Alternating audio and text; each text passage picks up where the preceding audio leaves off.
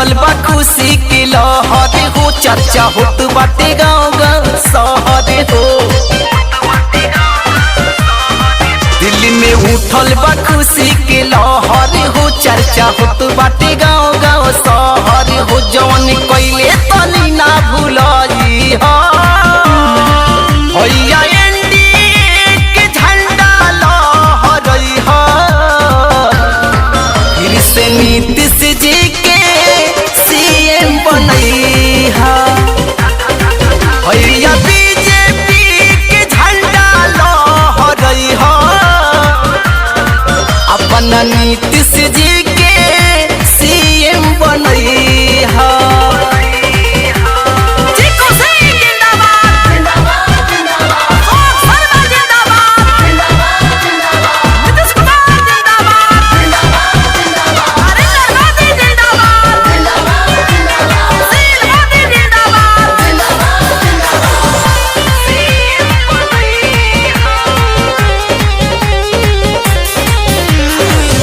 गरीब मजदूरन के अपन दुख बुझेले, सच्चा हिंदुस्तानी भैया भाग्य से मिलेले।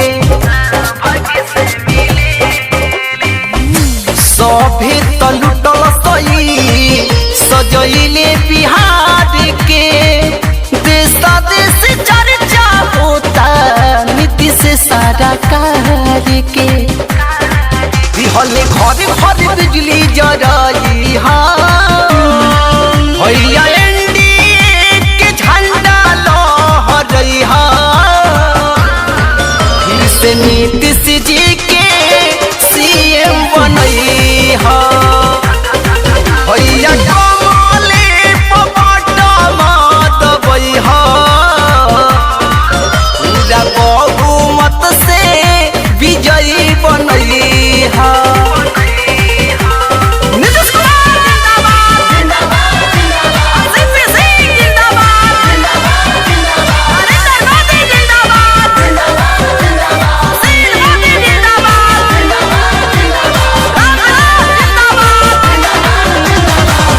बीजेपी या चौधरी के भइल गठबंधन, राम मंदिर बने गई लागू भइल जनधन।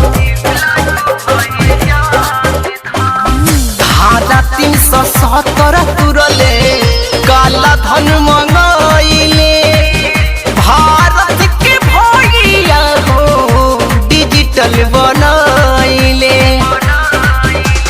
कमल बटम दबाई हा, बवाली धार मिलदार ना भूलई हा। फिर से नीतीश जी के